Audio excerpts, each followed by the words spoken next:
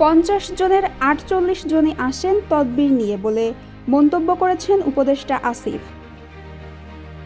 অন্তর্বর্তীকালীন সরকার গঠনের পর দ্বিতীয়বারের মতো তদবির নিয়ে ক্ষোভ ঝাড়লেন যুব ও ক্রীড়া এবং শ্রম ও কর্মসংস্থান উপদেষ্টা আসিফ মাহমুদ সজীব ভূঁইয়া।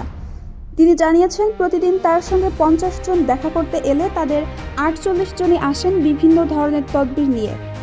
রোববার 15 সেপ্টেম্বর রাতে নিজের ভেরিফাইড ফেসবুক আইডিতে এক পোস্টে তিনি একথা জানান। ফেসবুক পোস্টে আসিফ লিখেছেন, দায়িত্ব নেওয়ার পরপরই বলেছিলাম ব্যক্তিগত তদবির আবদার নিয়ে কেউ আসবেন না। এখনও প্রতিদিন যদি 50 জন দেখা করতে আসেন, তার মধ্যে 48 জনই আসেন নানা রকম তদবির নিয়ে। আমাদেরও নতুন বাংলাদেশের উপযুক্ত নাগরিক হিসেবে নিজেদের গড়তে হবে।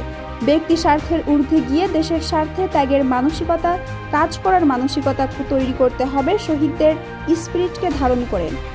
রাষ্ট্র গঠনের পরামর্শ চেয়ে তিনি লিখেন, দেশ পুনর্গঠন ও রাষ্ট্র সংস্কারে আপনার প্রস্তাবনা কেমন বাংলাদেশ চান তা জানান। সংস্কারের কমিশনগুলোকে সহযোগিতা করুন। আমরা যেই মন্ত্রণালয়ের দায়িত্বে আছি সেখানে কিভাবে ইতিবাচক সংস্কার করা যায় সে পরামর্শ দিন। এর আগে গত 8 আগস্ট ব্যক্তিগত লাভের আশায় আবদার তদবির করা থেকে বিরত থাকার আহ্বান জানান উপদেষ্টা আসিফ মাহমুদ সজীব ভূঁইয়া। ফেসবুকে এক পোস্টে তিনি বলেছিলেন, এতে করে আমার সঙ্গে আপনার সম্পর্ক নষ্ট হতে পারে। দর্শক, এই ছিল এখনকার মতো। পরবর্তী সংবাদ দেখার আমন্ত্রণ জানিয়ে এখানেই শেষ করছি। ধন্যবাদ।